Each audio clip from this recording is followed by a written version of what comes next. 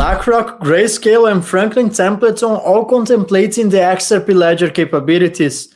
This is an exciting week for XRP holders, so before we get started, if you like this type of content, don't forget to subscribe to my channel. This will be an XRP markets update, currently trading at $1.44. However, despite the lack of substantial price action, we do have some huge news about XRP, and that's what I'm about to present to you. In this channel, we focus on real-world adoption, we leave aside speculation, so let's get started. Visa, Mastercard, Blackrock, we've had Franklin Templeton, all in the building over the past 2 days. Are they showing an interest in XRP Ledger? Absolutely. The XRP Ledger, again, was designed from inception to support different use cases around cross-asset transparent payment. Wow. So there was, I think, one of the first ledger that was launched, like I said, in 2012, from inception to support this industry. So it has a lot of features that are pre-embedded on the native protocol level that support enterprise-grade use cases, whether this is the pre-built AMM, the pre-built DEX, the ongoing long list of additional product roadmap that we have to support KYC aspect, to support trust lines. And just to get this straight, the previous statement was made by a Ripple employee, so this is not about speculation, this is about real-world utility. Now let's watch Franklin Templeton, head of innovation, talking about how AI agents are about to reshape the global economy as we know.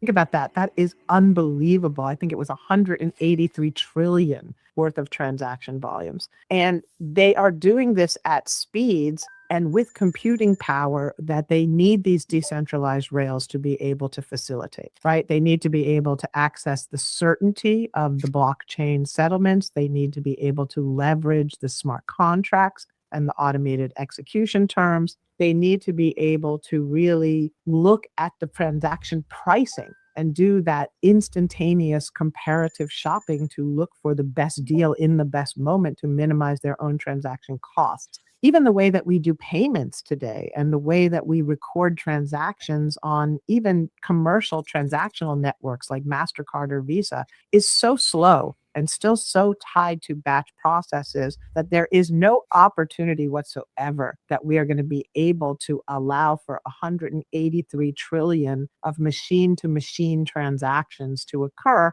without utilizing these decentralized blockchain rails and protocols. And so I think that this is going to be the bridge that will help institutional investors understand why they need allocations to crypto as an asset class, because there are entirely new decentralized business models that are emerging in the crypto domain that you cannot get exposure to in traditional ways. The third way we think CBDC can improve financial inclusion is through what we call programmability. That is, CBDC can allow government agencies and private sector players to program, to create smart contract, to allow targeted policy functions. For example, welfare payment.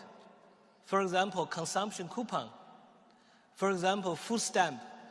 By programming CBDC, those money can be precisely targeted for what kind of people can own and what kind of use this money can be utilized, for example, for food. So this potential programmability can help government agencies to precisely target their support to those people who need support. So that way can also improve financial inclusion. Of course, I want to end with a caveat, because CBDC is not a panacea. CBDC cannot solve every challenge in financial inclusion. There are some aspects of financial inclusion is not related to technology. For example, financial literacy, digital literacy. So CBDC has to work with other policies together to try to improve financial inclusion. I stop here. So here's what nobody's paying attention. AI agents are about to speed up the demand for neutral bridge assets like XRP. So there is a high institutional demand for decentralized ledgers like the XRP Ledger capable of settling transactions in less than 3 seconds. Let's talk about Ripple's vision to kick things off, the Internet of Value. What's the vision there? Yeah, our view has been since the earliest days of the founding of Ripple that there is an opportunity for money to move the way information moves today. We talk about technologies like TCP/IP and how data interoperability has completely transformed how we access any information.